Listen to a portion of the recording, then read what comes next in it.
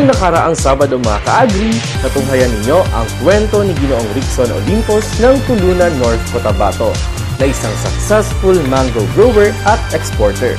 Kanya ring ibinahagi sa ating programa kung paano sila natulungan ng DA lalo na sa paghahanap ng mas malalaking market opportunities sa kanilang export quality mangoes.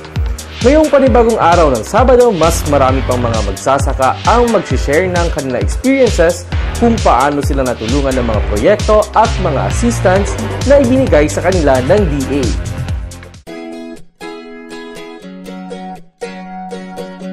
Isang magandang buhay mga ka-agri, naririto po muli ang inyong palatuntunan upang magatid sa inyo ng fresh and latest updates tungkol sa mga programa at aktibidad ng Department of Agriculture. Isang magandang ani mga ka-agri, Christian, panibagong makapaksa naman ang ating tatalakay ngayon na may kaugnayan sa ginagawa ng DAR Ako 12 dito sa South Cotabato Gymnasium and Cultural Center. Yes, Marie, and we will highlight in our episode today kung ano nga ba ang mga mahahalagang papel na ginagampanan ng ating mga Bantay Pest Brigade o yung tinatawag natin na Pest Scouts. Yes, and aside from that, Christian, another equally significant topic that we will discuss today is the crop insurance program of the government under the DA-PCIC. Alam mo ba, Marie, ng ating comprehensive insurance programs are really a big help sa ating mga magsasaka, lalo pa ngayon na ilan sa kanila ay apektado ng El Niño.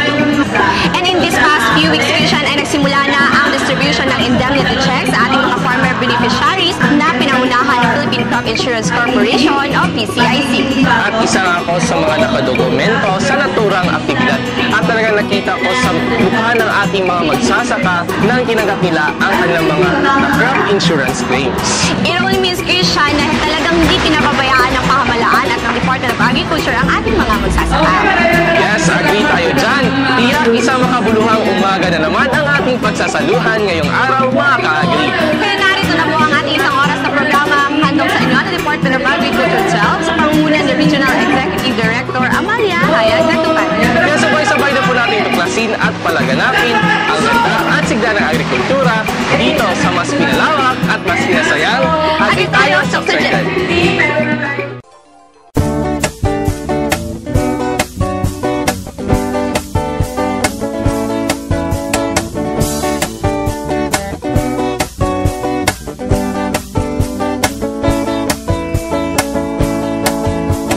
Magkamit ng dagdag na kalaman upang sakahat, palaisdaan, mapagkakitaan ng mamamayan sa agrikulturang pangkabuhayan. Agri Tayo Subsurgent, programang dapat tangkilikin. Agrikultura'y binigyan pansin para sa ating mga mitiin. Ito'y programang pangkabuhayan at dito ika'y tutulungan. Agri Tayo Subsurgent, programang dapat tangkilikin. Agrikultura'y binigyan pansin para sa ating mga mitiin. Agri Tayo Subsurgent, programang dapat tangkilikin. Agrikultura'y binigyan pansin para sa ating mga mitiin.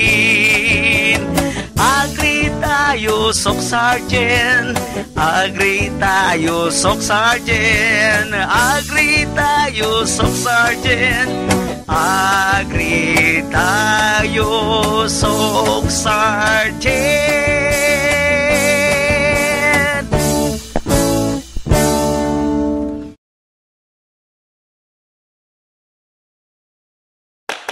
Masarap kumain, lalo na pag may kanin. Pero ngayon, di lang bigas ang isinasaing.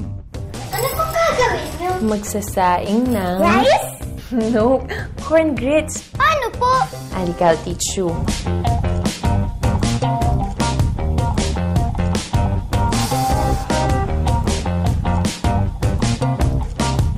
Kain na! Salami dyan! Boy, sarap na? Maisustansya pa! Ang mensahe nito ay hatid sa inyo ng Department of Agriculture. Sa ulo ng ating mga balitang agrikultura ngayong linggo, 1,000 Pest Scouts ng Soxargen aktibong nakiisa sa Bantay Peste Brigade at Biocontrol Forum sa Coronadal City. Higit sa 800 pamilyang katutubo na binipisyuhan sa ikalawang bahagi ng Community Outreach Program ng DA Partners at mga magsasaka. Pamamahagi ng indemnity checks ng DA-PCIC nagpapatuloy. At DA-RFO 12 naghahanda na para sa month-long celebration ng buwan ng mga magsasaka at mangingisda ngayong taon. At para ihatid sa inyo ang detalye ng mga balitang ito, narito si Miss Nelma Limba Ambuludto.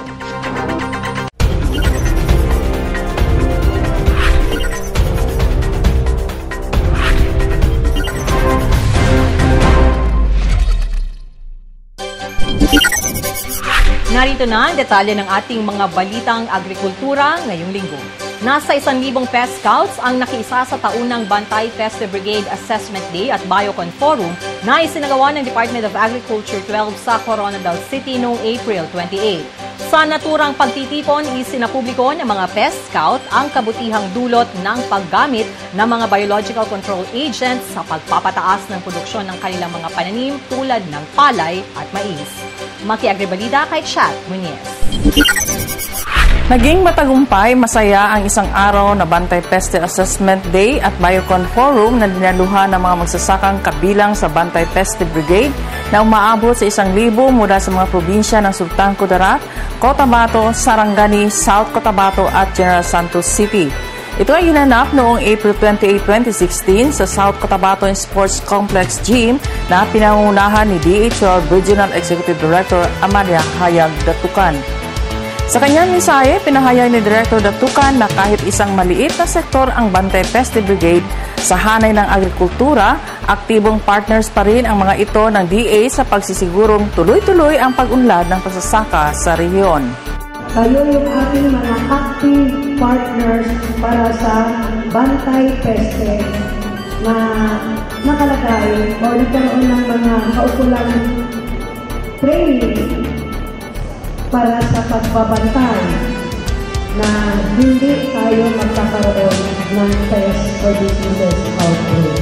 Pinuri ng opisyal ang mga pest scouts sa pagpapanatili na walang nangyayaring pest at disease outbreak sa rehiyon simula nang siya ay nanungkulan bilang direktor ng DA-RFU 12. Hindi ko matatandaan na nagkaroon tayo ng napakalaking problema sa peste.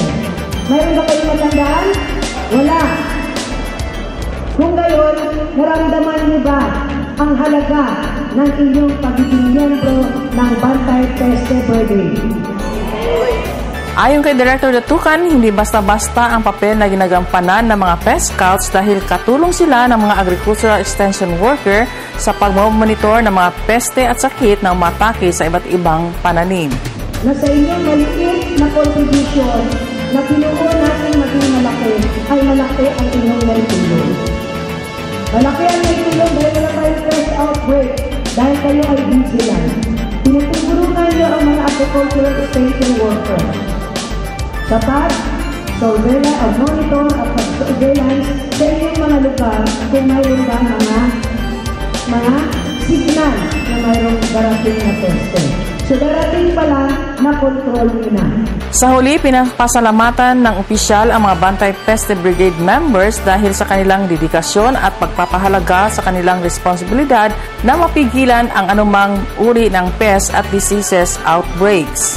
Ayon kay Director Datukan, magpapatuloy ang pagtitipo ng mga pest scouts at iba pang mga aktibidad upang mas mapalakas pa ang kanilang hanay na malaki ang nagiging kontribusyon sa paglago ng sektor ng pansakahan sa rehiyon. Kahit papaano, gusto ko po magpasalamat sa inyo dahil ang Region 12 ay hindi nagkaroon ng malaking problema sa pest outbreak. Salamat po at palakpakan po natin ang inyong mga sakit. Matapos po ang 5 taon from 2011, ngayon ay 2016, 5 taon ko na pong serbisyo sa Department of Agriculture 12, ay nakikita ko po kung gaano kaaktibo ang mga magsasaka ng Region 12. Masaya po kami at nagkakaisa tayo. Hindi tayo nagkakaiwalay sa adhikain tumaas ang level ng sufficiency, tumaas ang level ng income ng ating mga magsasaka. Tampok sa naturang aktibidad ang testimonya ng mga Biocon users na sina Laida Estacio ng Nurala, South Cotabato, Reclaim Science ng General Santos City at mula sa Sultan Kudarat na parehong nagsasabi na malaki ang naitutulong sa kanila ng mga biological agents tulad ng trichogramma, metarhizium at iba pang Biocon sa kanilang pagsasaka. Ayon kay Miss Estacio ng Nurala, maglilimang taon na rin siyang gumagamit ng Biocon agents at di na gumagamit ng anumang synthetic na abono. Gayun din ang pagbigay testimonya ng mga pest scouts on pest monitoring na sina Ruben Binarao ng Sarangani, Larry Castro Mayor ng Sultan Kudarat at Felix Pagal na pawang nagpapayag na hindi lahat ng peste ay kaaway sa sakahan dahil may mga kaibigang kulisap din na nakatutulong sa pagsugpo ng mga peste. Samantala, tampok din sa naturang aktibidad ang mga pa-contest sa kategorya ng mga animations o iba't ibang kulisap na gawa sa mga indigenous materials kung saan nakamit ng mga South Cotabato ang first prize para sa small, medium at large animations na tumanggap ng cash prizes. Samantala sa folk media presentation, nangunguna ang Sultan Kudarat Province na tumanggap ng 15,000 pesos. Pumangalawa ang Cotabato Province na may cash prize na 12,000 pesos at ang third prize as ang Sarangani Province na tumanggap ng 10,000 pesos cash. At ang Jensa naman ay tumanggap naman ng consolation na umaabot sa 4,000 pesos. Pinarangalan din ang mga outstanding community-based Biocon Laboratory na kinabibilangan ng Nurala, South Cotabato, Opag Cotabato, Bagumbayan, Sultan Kudarat at General Santos City na tumanggap ng plaque of appreciation para sa kanilang patuloy na pagsuporta sa kagawaran. Ang naturang Bantay Pest Assessment Day at Biocon Forum ay pinangunahan ng Regional Crop Protection Center sa pamuno ni Antonino Carino na may temang Bantay Pest Brigade and Biocon Agents working hand in hand to reduce the risk of pests. Para sa Agri Tayo Soxargen, ako po si Chad Nunes. Sa iba pang balita, mas palawakin pa ng DARFO 12 ang kampanya nito tungkol sa programang Sikat Saka upang mas maraming mga magsasaka pa ang makakabenepisyo mula sa nasabing credit facility window. Sa kasalukuyan, pumapangalawa ang lalawigan ng North Cotabato sa may pinakamalaking loan portfolio sa buong bansa. Para sa dagdag na detalye, makiagribalita kay Carl Ulysses Antior. Todo hikayat sa ngayon si Regional Technical Director for Operations Zaldi Bulron sa mga miyembro ng Sikat Saka Provincial Action Team o PAT na mas palawakin pa ang kampanya sa pagbibigay alam ng Sikat Saka Program sa mga magsasaka sa Rehiyon 12. Ito ang naging naman ang kanyang mensahe sa ginanap na second quarter Sikat Saka PAT meeting sa Coronadal City noong ika-29 ng Abril kung saan siya rin ang umupong presiding officer upang irepresenta si Regional Executive Director Amalia Hayag Datukan. Inihayag ni RTD Buluron na kahit tinanghal bilang isa sa mga performing regions ang Rehiyon 12 sa implementasyon ng Sikat Saka Program, nararapat pa ring mas marami pang mga magsasaka ang makakabenepisyo sa programang ito. Noong nakaraang buwan namang napabilang ang North Cotabato, South Cotabato at Sultan Kudarat sa top 10 performing provinces sa implementasyon ng Sikat Saka Program para sa Visayas at Mindanao Cluster. Napag-usapan naman sa meeting ang pagpapatibay sa schedule ng Sikat Saka Briefing kung saan suwestyon ng mga miyembro ng PAT na kahit weekend ay susubukan nilang magsagawa ng briefing upang mas marami pang magsasaka ang maaabot ng programa. Priority ngayon ang mga nasalantang mga magsasaka ng El Nino upang agaran din sila makabawi sa kanilang kita sa sakahan. Isa sa mga isyu na natalakay sa pagpupulong ang pagbuo ng resolusyon na magbibigay daan sa mga lehitimong magsasaka na mayroong magandang record na napapabilang sa mga Not Good Standing Irrigators Association na maka-avail ng loan program.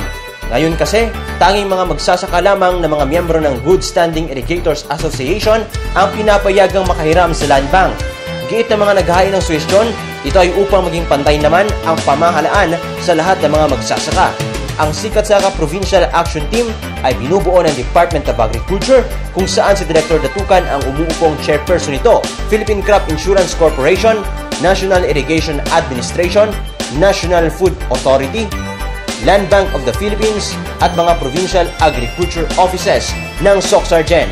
Nag-uulat para sa Agri Tayo SOCSARGEN. Ako si Carl Ulises Aguilion. Samantala muling iginiit ni DARFO 12 Regional Executive Director Amalia Hayag Datukan na pangunahing mandato ng Department of Agriculture ay ang pamamahagi ng production support assistance gaya ng binhi ng palay, mais at abono at hindi ang distribusyon ng bigas. Ito ang binigyang diin ng opisyal sa ginanap na kapihan sa Kapitolyo ng South Cotabato noong April 26. Para sa dagdag na detalye, makiagi balita kay Lito Mariano Salvo. Inaanyayahan ni DA12 Regional Executive Director Amalia Datukan ng publiko na tulungan ang kagawaran ng pagsasaka sa pamamagitan ng pagbibigay alam sa ahensya kung mayroon mang mga magsasaka na hindi pa nararating ng anumang tulong mula sa pamahalaan. Ito ang ipinahayag ng opisyal sa isang punong balitaan na ipinatawag ng South Cotabato Provincial Information Office noong April 26 kasama ang ilan pang kinatawan ng iba pang government agencies. Nanawagan kami sa kanila, hindi mo kami tumatalikod. Kung ano mo talaga, sino po talaga yung kasama nila na hindi talaga naabot ng Department of Agriculture, nire-recognize namin. No? Kasi posible naman hindi natin naaabot yun sa mga malalayong lugar, katulad ng mga IPs. No? As you know, ang DA Regional Office is a national government agency. At ang ating partner are the local government units kung saan na munisipyo yun.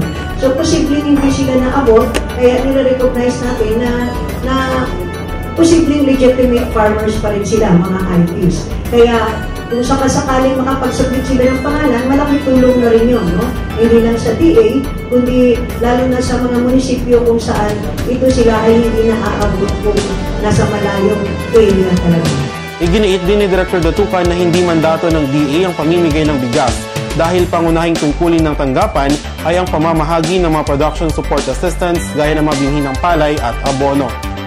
Kung gagawin po natin yung ganitong bagay sa Department of Agriculture na mamimili ng bigas na hindi namin mandato, ang hinihingi ko po sa kanila ay pangunawa. Wala po sa amin ang bigas. Kung sakali naman ay, doon naman po sa tanong, bakit sa DA?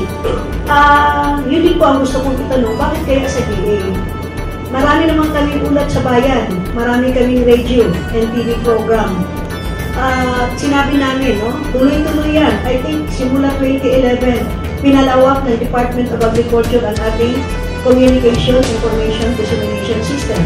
Ilang radio program tayo sa Rio. Mayroon tayong TV program. Diba? Ilang konsultasyon sa nagawa natin, ilang ulat sa bayan ang ginawa natin. So hindi pa rin po naging maliwanag na ang bigas ay wala sa Department of Agriculture. Muling hiniling ng opisyal ang tulong ng mga media sa pagpapaunawa sa publiko hinggil sa disposisyon at mga tungkulin ng DA bilang isang sangay ng pamahalaan. Hinihiling ko sa inyo, sa media, sa sektor ninyo, tulungan ninyo kami. Ipaalam, ipaintindi na ang bawat ahensya ay mayroong mandato. Ang mandato ng Department of Agriculture ay para sa pagtatanim. Ang mandato ng DSWD naman ay para doon sa kanilang mga hinihingi during time of crisis. No? Binigyang diin din ng direktor sa naturang punong balitaan na ang cloud seeding operations ay ang pinaka-epesyenteng paraan ng DA upang magkaroon ng pag-ulan sa rehiyon na apektado ng mahabang tagtuyot. Kung pwede po, pakita ninyo, ano kaya yung cloud seeding? Ano kaya yung cloud seeding? Sino po kaya ang matutuwa nito? At kailangan po bang wala nang gagawin kung ang tingin natin ay ito ay hindi obra sa inyo? Paano naman po doon sa mga sektor na akala nila ay obra ito sa kanila? So, mahirap pong magbalanse sa gobyerno. Mayroong sektor na hindi masaya, mayroong sektor na hindi masaya. Pero sa kabubuan po, economics principle po ang pinapatupad ng gobyerno. Ano po ba ang mas magiging malaki ang benepisyo? Ang pabayaang hindi umulan o ang kahit papaano ay magsikap tayo na makatulong na umulan. Samantala, sinabi ng opisyal na patuloy na ginagawa ng tanggapan ang dapat itong gawin upang mas maisulong pa ang pagtaas ng antas ng mga magsasaka sa lipunan. Ay pagmamalaki natin sa buong mundo na ang ating binibigay na intervention sa Department of Agriculture ay talagang documented. Okay? Documented. Lahat yan ay open sa inyo. Kaya nga, pag malalaki, hindi lang grand ulat sa bayan, kundi may mini ulat sa bayan tayo na umaakyat tayo sa area katulad ng Arakan, naakyat natin yan. Ibuli, Kiamba na napakalayo, Magpet, Rojas, so, Alabel, Malungon, no? Lahat halos Alamada, even Balisinan na ang layo. Talagang we are inviting people, no? Sa huli, hinamon nito ang publiko na mas pagtibayin pa ang kanilang ugnayan sa DA nang sa ganon lahat ay makapagtatamasa ng magandang buhay at magandang ani dahil na rin sa patuloy na pagyabong ng sektor ng agrikultura. Saan kami nagkamali? Bakit doon tahimik na tahimik? Hindi mo alam kung may pondo o wala. Bakit lahat kayo tahimik? Bakit ngayon na open tayo na ito ang pondo at doon pumupunta, ito ang binibili? Bakit maingay? So, come to think of it, sino ang lumalaban sa transparency? Sino ang ayaw sa transparency? Sino ang bumabalik ng katotohanan? Yun ang gusto kong itanong dito sa ating mga kababayan. Gusto ba talaga natin ang pagbabago? Papaano kung ayaw nyo ng transparency? Papaano po? Tulungan niyo po kami. Sabihin niyo sa amin, ano ang dapat namin gawin? Ayaw nyo ng transparency? Then tell us, papaano? Paano natin gagawin? Sana po, sabay-sabay natin gagawin. Magkasama tayo para hindi tayo nag-aaway. Nakakahiya po sa social media. Abot na abot. Buong mundo. Parang nag-aaway tayo ng kapwa Pilipino. Sinisira natin ang ating sariling gobyerno. Kung tayo mismo hindi magtitiwala sa ating gobyerno, papaano pa ang ibang bansa? Diba? Nakakalungkot isipin. Para sa amin na nasa gobyerno, na tingin namin tama ang aming ginagawa. Tingin namin hindi kami nangungurakot dahil ang aming accomplishment, physical versus financial. Kung ang financial namin is 100%, ipinagmamalaki namin, hindi kami bumaba ng 100% sa physical. Dahil kung ano yung aming nakukuhang savings para sa mga procurement, talagang binubuhos namin ulit. Nag-uulat para sa Agri Tayo Soxergen. Ako si Lito Mariano Sal. At sumainyo ang unang yugto ng ating mga balita. Sa aming pagbabalik, malaking bahagi ng Soxergen nakakaranas na ng pag-uulan. Mga magsasaka sa Lambayong Sultan Kudarat nakuha na ang kanilang insurance claims mula sa DA-PCIC. At pagdiriwang ng buwan ng mga magsasaka at mangingisda inilunsad ng DA-RFO 12. Tutukan ng detalye ng mga balitang yan sa ikalawang bahagi ng ating Agri-Balitaan. Dito lang sa Agri Tayo Soxergen. Alam niyo ba na higit sa 1 bilyong kataong pinagkikitaan ang pagsasaka ng palay? Ayon sa isang survey, ang palay rin ang isa sa pangunahing itinatanim ng mga magsasaka sa anumang panig ng daigdig.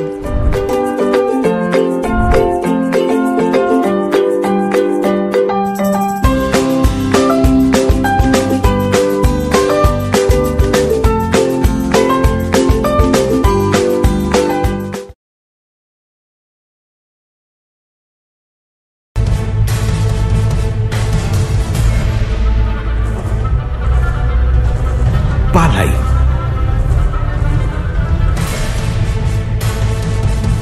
bigas, kanin,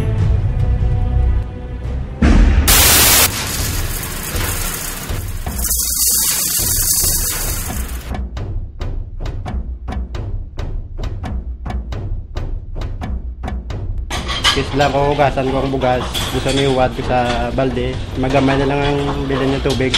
Madala.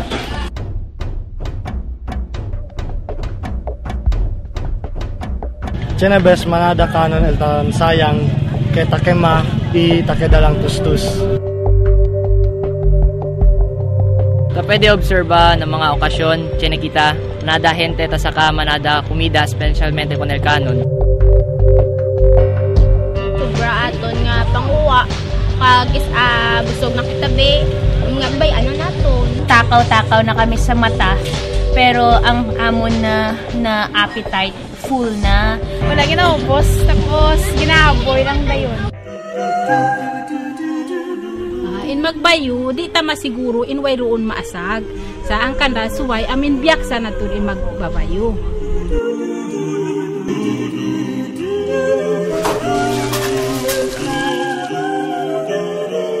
Kung kaisa man ang nagatigang sa amon, magkilis siya, hindi mo siya maibitar nga wala sang may madala nga bugas.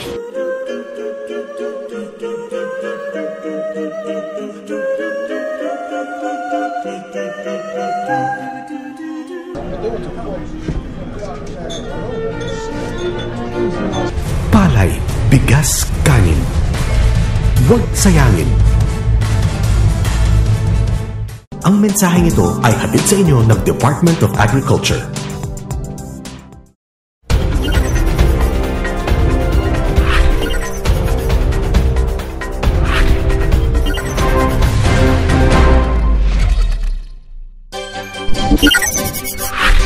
Sa pagpapatuloy ng ating agri-balitaan, nasa 800 indigenous people families sa Tiboli, South Cotabato ang hinandugan ng tig-3 kilo ng bigas sa ikalawang bahagi ng Community Outreach Program ng mga magsasaka, private partners at mga empleyado ng DARFO 12. Mula sa bayan ng Tiboli, maki-agri-balita kay Nelly Escote, Ilan.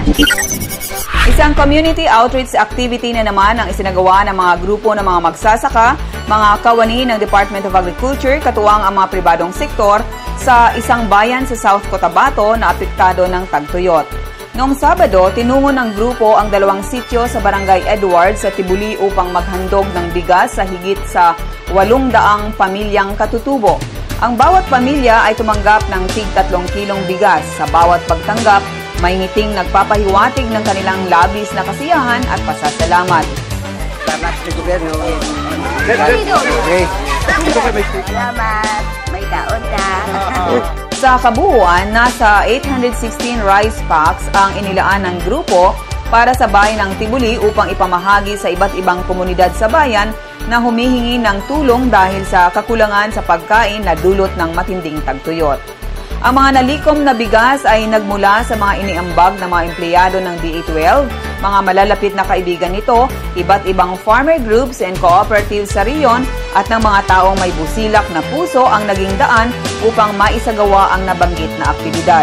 Maliban sa Tibuli ay nauna nang namahagi ng tulong ang grupo sa mga magsasakang apektado ng El Nino sa ilang mga bayan sa North Cotabato at Sultan Kudarat. Ang pagsasagawa ng Community Outreach Program ay nakagawian ng gawin ng mga kawani ng DA12 bilang bahagi ng serbisyo nito sa bawat magsasakang pamilya sa rehiyon. Nag-uulat para sa Agri Tayo Soksergen, ako si Nelly Escote Ilana.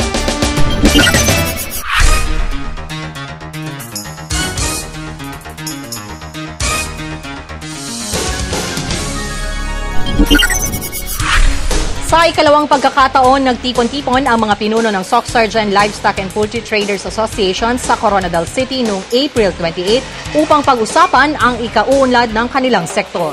Ito ay pinangasiwaan ng Agribusiness and Marketing Assistance Division ng DA12. Pangunahing tinalakay sa pagpupulong ang estado ng Constitution and bylaws ng nasabing samahan, kasama rin ang pagpapaigting sa pagpapatupad ng buyback scheme upang mas marami pang mga buntis na kalabaw ang mailigtas mula sa pagkakatay. Binigyang pansin din ni RTD4 Operations Saldi Boloron na mahalaga sa ngayon ang pagpepreserba ng populasyon ng mga kalabaw lalo pat patuloy na bumababa ang bilang nito. Hinikayat ni Director Boloron ang mga opisyal ng asosasyon na ang pagiging trader ay gamitin din nila upang matulungan ang mga backyard racer na maiangat ang kanilang sektor. Nakaramdam na ng pag-uulan ang malaking bahagi ng Soksergen region simula nung nakaraang linggo. Ipinapapasalamat ng mga netizens sa pamamagitan ng Facebook ang kanilang kasiyahan dahil sa nararanasang ulan na naging mailap simula Enero nitong taon. Makikita rin sa mga larawang kuha ng mga netizen ang malakas na pagbuhos ng ulan sa kani-kanilang lugar. Ayon kay Director Datukan, malaking tulong ang naturang ulan sa mga panahong ito lalo pat isang rehiyon sa tinamaan ng El Nino. Kung kaya sabi nito malaking biyaya para sa mga magsasaka ang ulan upang kanilang maihanda at mataniman ang kanilang mga sakahan. Samantala, nasa 700 magsasaka sa lalawigan ng Sultan Kudarat ang nakuha na ang kanilang indemnity check mula sa Philippine Crop Insurance Corporation o PCIC ng DA. Tinatayang nasa 5.9 million pesos ang kabuuang halaga ng insurance claims na inihandog sa mga farmer beneficiaries sa probinsya. Ang mga magsasakang ito ay nagmula sa Tacurong City at mga bayan ng Lambayong, Esperanza, Bagong Bayan, President Quirino at Lutacayan. Ang PCIC ay isa sa mga attached agency ng DA na nagbibigay ng insurance sa mga magsasaka bilang proteksyon sa iba't ibang kalamidad gaya ng pagbaha, tagtuyot, peste at iba pa. Formal nang inilunsad ng DARFO 12 noong May 2 ang isang buwang pagdiriwang ng Farmers and Fisherfolks Month ngayong 2016. Nagkaroon ng parada ang mga empleyado ng DA12 mula sa harap ng Coronadal City Hall patungo sa kanilang bagong opisina sa Region 12 Center sa Barangay Carpenter Hill. Tagaktak naman ang kanilang pawis sa Zumba sa harap ng DARFO 12 building. Iba't ibang aktibidad pa ang itatampok ng tanggapan sa buong buwan ng Mayo upang gawing makabuluhan at makulay ang pagdiriwang ngayong taon. At sumayin niyo ang kalipunan ng ating mga balita ngayong linggo. Patuloy lang sa pagtutok dito sa Agri Tayo Socsargen. Alam niyo ba na ang kape ay isa sa most traded commodities sa mundo kasunod ng langis? Tinatayang nasa 400 million cups ng kape ang nakokonsume ng coffee drinkers sa mundo sa loob lamang ng isang araw.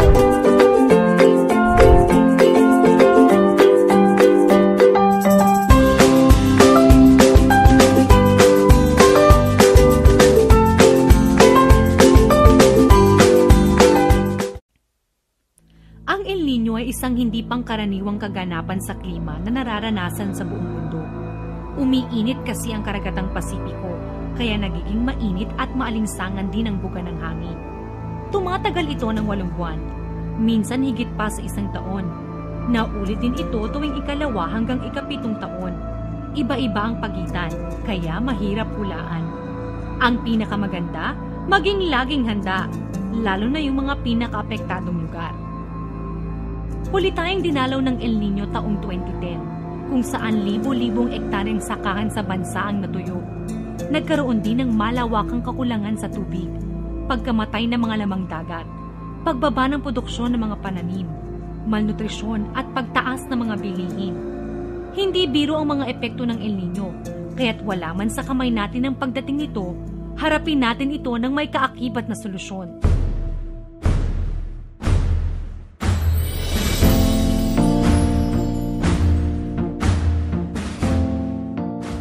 Sulitin natin ang bawat patak ng tubig. Siguraduhin maayos ang irigasyon ng mga sakahan. Dapat malinis ito at walang masyadong damo. Takpan ding mabuti ang mga butas para hindi tumagas ang tubig. Gawing 2 sentimetro lang ang taas ng tubig sa irigasyon. 25 hanggang 30 araw mula lipat tanim. Pag husto na ang tubig sa sakahan, isarado na ang mga kanal para hindi maimbak at masayang ang mga sobrang tubig.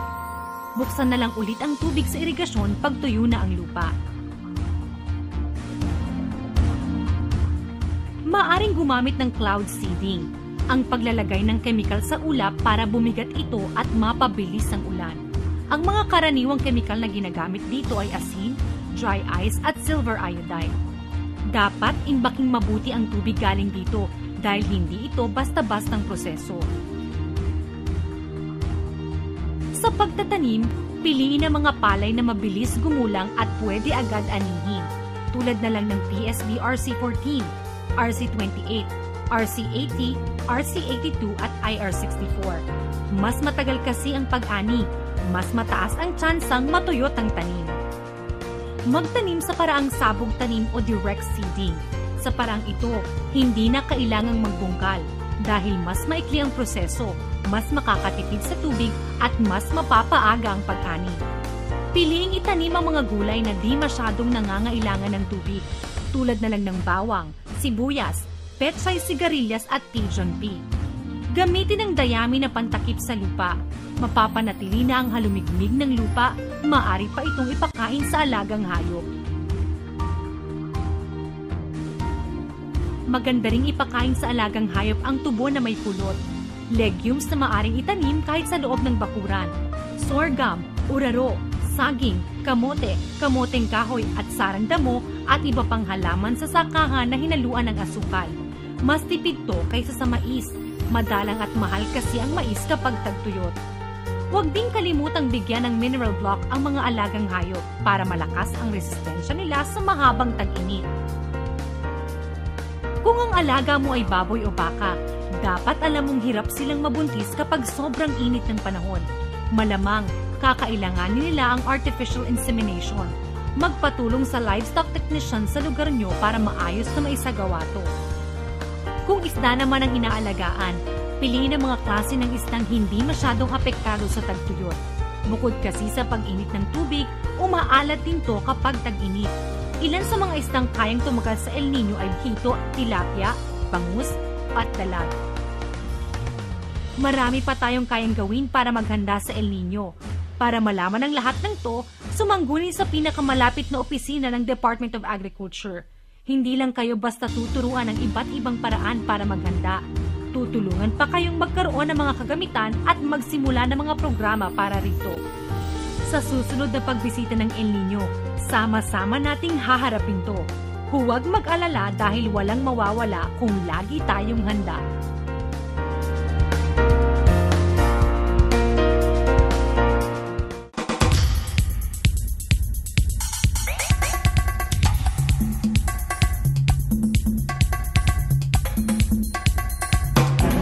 Before ang pagkabalo ko sa telegrama, this is just a theory.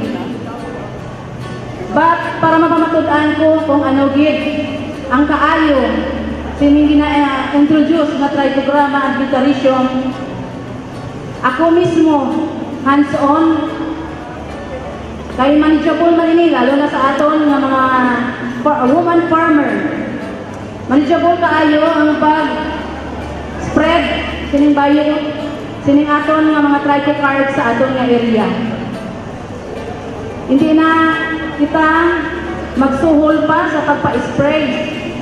So tama to kay na to ginhambal diri nga nakales na kita sa cost of expenses paagi sa mga pesticides. Kahit sa una, amo ganito ang aton nga sa mindset termi nga to see is to believe. So sa akon nga pagka farmer, akong gini nga gintry sa akong nga area. Ginobserbahan, kag pirmi ko ginamonitor ang akong nga area. Before, sang wala pa ako nagagamit sining biocon nga gin-introduce na trichogramma, hanggang 3 tons lang ako. Way back, mga hanggang 2010 to 2012, wala pa ako nagagamit. Hanggang 3 tons lang ang akong nakuha ng harvest. But sa paggamit ko sining trichogramma and vitarium, naabot ko na ang 4.5 to 5 tons. So, para sa akon, ako nga bulig nga ako nagagamit sa bayokon na trichogramma. Kag hindi man gin madula ang nambal naton na pest nga stemborer, but ang akon lang na-minimize ang presence ng stemborer sa aton nga area. Kag kung ma-minimize gani naton, kung sa aton pa less ang appearance ng mga kalaban naton nga mga pestig. Kag sa sina, ang mga beneficial insects nga ara sa aton nga area, aton nga na-preserve, no? Kaya because nagdugang pa kita sa mga beneficial na insect like na trichogramma. So, ini nga pag technology na ginagamit na trichogramma ni Vitarium, ako na ini-share sa kapwa ko farmer to the puro down to barangays sa subong sa akong nga locality, madamo na sini ang nag-a-adapt or nagagamit sining biocon niyan na trichogramma. Because madamo na kami nga nag-adapt, damo na nag-demand, ay damo na nagagamit through LFT, ang mga upo nga LFT. So sa mga sa farmer na ginatudlo man sa ila, no, paagi sa farm sa aton nga LFT, napabatugan Manila. So, madamo ang nag-adapt sini kag napasalamat kita ko sa Department of Agriculture nga sa Norala may ara na kami laboratory sang programa nga ginamanage ni Roy Doko. Kami dito sa amon sa Barangay San Busog, base sa amon na obserbahan sang kami nagapamuma, maayo gid ang aton nga bayokon, no? Kami wala pa kami nag-umpisa sila nga hindi pa naman dalaan yung bayukon yung ginatawag na tuwang kami sa amon nga bana sa pagkato sa amon nga agong sa pag dit sa mga chemicals na sprayer agong sa pag-spray sa amon nga mga tanog, no? Pero hindi naman dali na hibaluan na sa amon pag-spray sila, wala na ganito mga nagabantay sa aton nga palayan tungod kay naubos na do sa patay sa ang aton nga pag-spray sang kilo, no? Sa isa sa kasimana kung kisa hindi ikaw kadto sa imo nga uma, may aragit nga kung kisa may mga obra man kita, abinin mo sa pagalini mo sa imo nga uma, kanangigit ang tawon sa aton nga uma. Pero pagbalik galing mo mga 3 ka adlaw, dira mo makita kung paano ang epekto sa mga pesti nga ara nga naga sa palibot sa aton nga uma, no? Sugod sa to, pag-amit lang sa na-introduce dito ang bayukon sa amon nga technician, no? Gikatuan niya kami kag eskwela sa EPFS, no? Dito na mo nahibaluan nga ang bayukon gali amo ang pinaka-aktibo sa aton nga palayan, no? Kay sa bantay nga Christy dire, ang bayukon years, no? Kay halin sa itong pag-alit namon, pagtapos naman kasapon na kami tapos spray, pag-spray sa amon nga para sa herbicide, pagkasunod nga adlaw, pagpahubas na namon sa amon nga palayan, butangan na namon sa trichogramma, no? Bit namon ina ang mga cards, kagadala kami sa mga stick, at ibutang pagtugsok namon na sa palibot, no? Kaya bisa mga simana nga hindi ikaw magbalik sa imo nga nang uma, may ara kita nga nagabantay, kay tungod sa diri sa bayukon agent, no? Ara sila nga nagabantay sa mga pesti, kag nagakontrol sa mga pesti nga ara sa aton nga uma. No, dako ginagakon pagpasalamat sa sini nga kay gayon tungod sa programa sa DAI naton nga sa pag discovery sini nga mga programa parte sa pagkontrol sa mga pesti. Alam niyo ba na ang Pilipinas ang itinuturing na pinakamalaking coconut producer sa buong mundo? Ang coconut oil ay isa rin sa top commodities na ina-export ng bansa sa iba't ibang bahagi ng daigdig.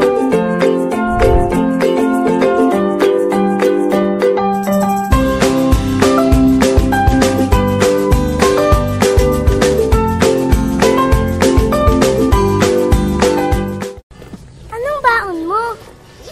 Meron akong cookies, juice, at chips. Ikaw?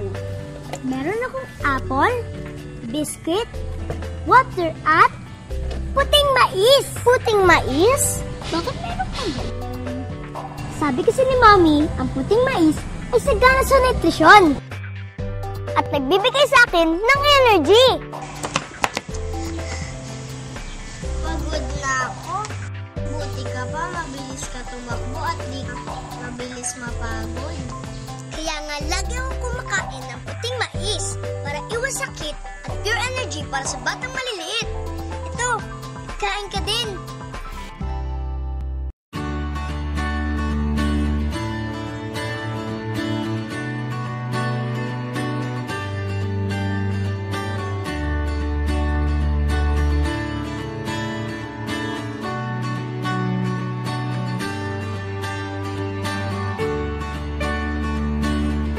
Sa panahon ng kalamidad, gaya ng pagbaha at sobrang init, may masasandalan at maaasahan ang mga magsasaka mula sa pamahalaan dahil andyan ang Philippine Crop Insurance Corporation o PCIC ng Department of Agriculture.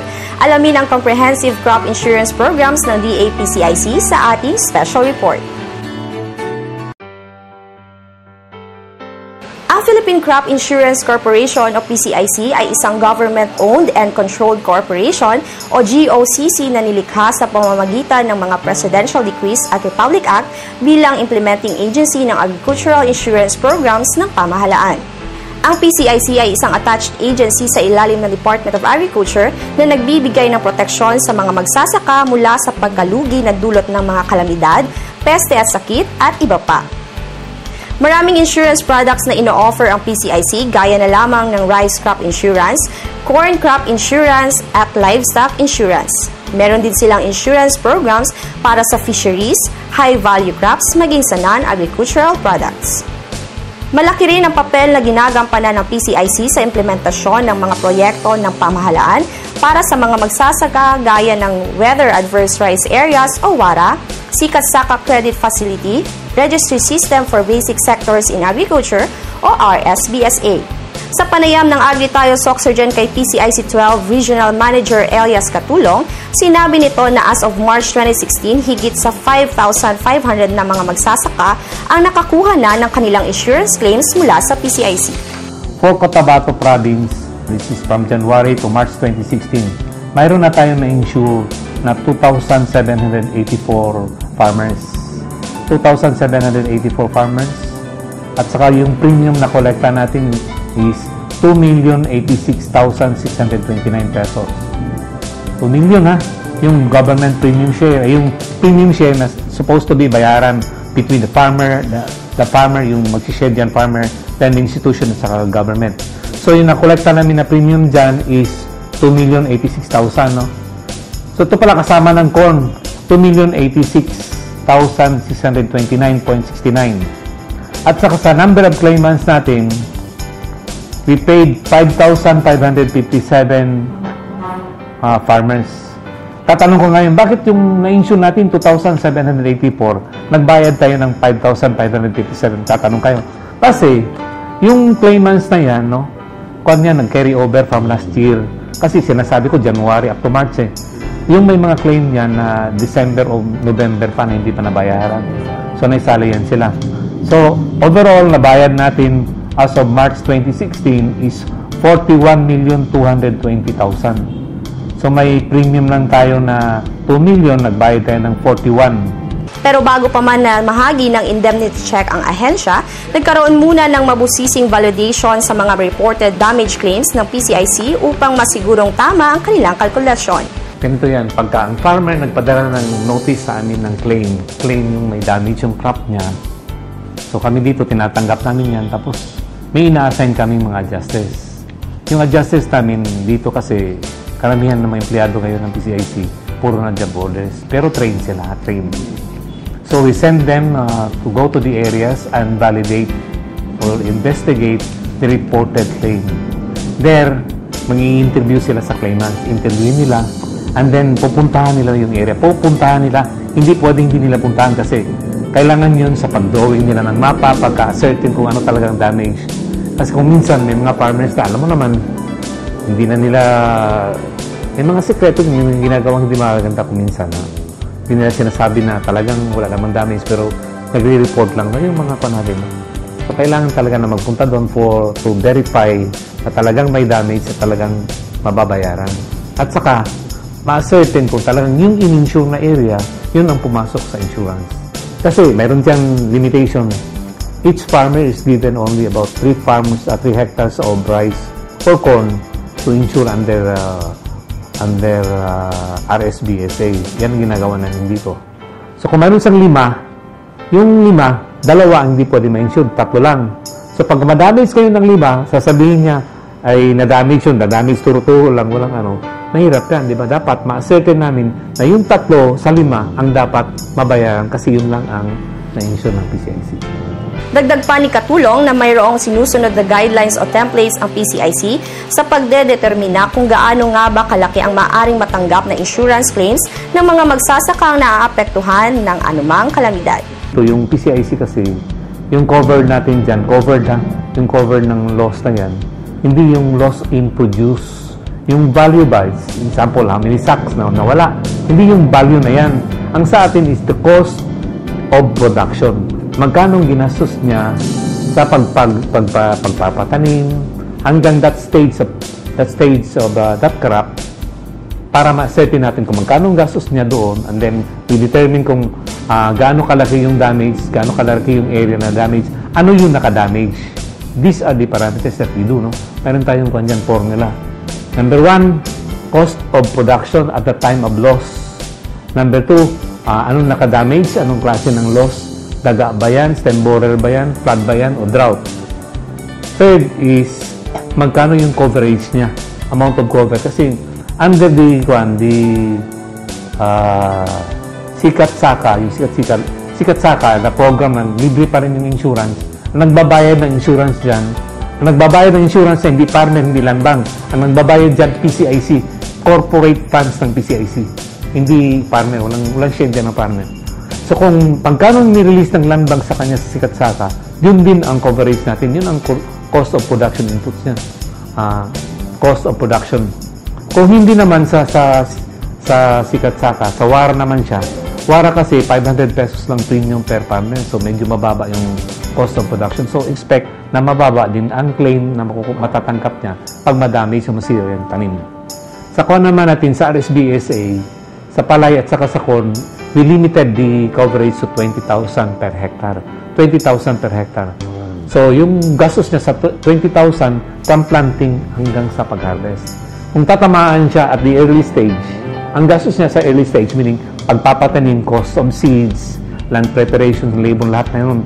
Whereas kung doon na sa malapit na siya mag-harvest at tamaan siya ng rats, medyo malaki-laki yung nagastosan niya, malaki-laki din yung makukuha niyang claim. Matapos ang validation, maaaring maipagkaloob sa mga magsasaka ang indemnity check sa loob ng 60 araw. Pero ayon kay Katulong, ginagawa ng ahensya ang lahat na maibigay ang insurance claim sa loob lamang ng 20 araw o mas maaga pa. Ipinabot din ng Regional Manager ang pasasalamat ng ahensya kay Regional Executive Director Amalia Hayagatukan dahil sa suporta nito sa PCIC sa pamamagitan ng paglaan ng karandagang pondo upang mas marami pang mga magsasaka ang matutulungan sa panahon ng mga kalamidad. Ako po ay nagpapasalamat sa ating very supportive na Madam Director ng Department of Agriculture Region 12 sa opportunity to give us, that has been given us para maiparinig din yung programa ng Philippine Crop Insurance Regional Office number 12. Ito lang po ang masasabi ko ngayon. Kami po ngayon ay binaha ng katakot-takot na claims dahil sa drought at sa crop damage. Kung mayroon po kayong mga claims na hindi pa nababayaran, please let us know, o pwede po sana bigyan nyo pa kami ng konting pasensya at rest assured na gagawin naman lahat na di-deliver namin ang aming mandate sa inyo soonest possible time. Maraming salamat po. Alam niyo ba na ang nilutong patatas na may kasamang balat ay isang magandang source ng dietary fiber? Ito ay nagtataglay ng 4 na gramo.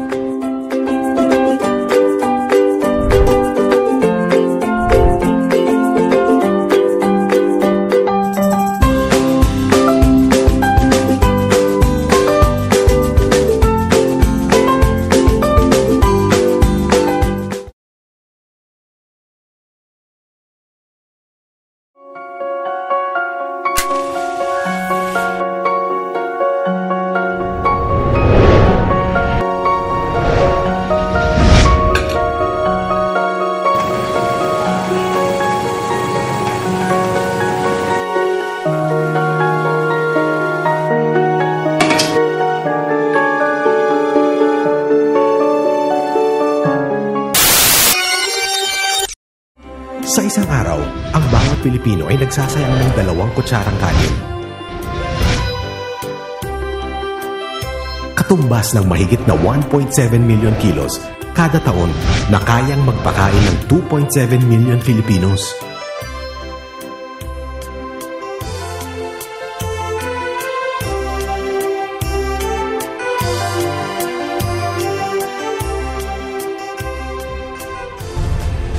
palay, bigas, kanin. Huwag sayangin. Ang mensaheng ito ay hatid sa inyo ng Department of Agriculture.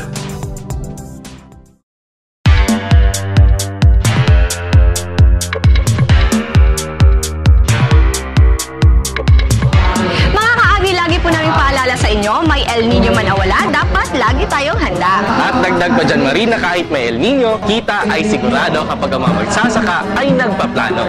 Tama ka dyan, Christian, dahil sa panahon ngayon, dapat wise, practical at innovative ang ating mga farmer. Kung nais nyo pong balikan ang ating episode today, please visit our social media accounts.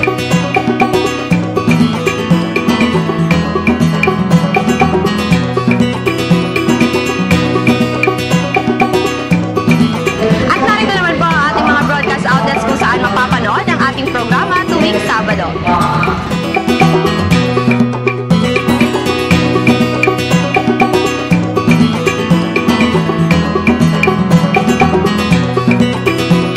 And here are the stories in store for you next week. Next week mga ka-agri ay antabayanan ninyo ang aming kwento tungkol sa pagsisimula ng planting season sa iba't ibang bahagi ng rehiyon, lalo na sa lalawigan ng North Cotabato. Siyempre, makakapanayam din natin ang iba pa nating farmer leaders kung saan sila mismo ang magbabahagi sa atin ng mga proyektong kanilang nakuha mula sa kagawaran. Sa susunod na Sabado mga ka-agri, samahan niyo pa rin kami sa tuloy-tuloy nating pagtuklas at pagpapalaganap sa ganda at sigla ng agrikultura dito sa mas pinalawak at mas pinasayang Agri tayo, Soccer Gen!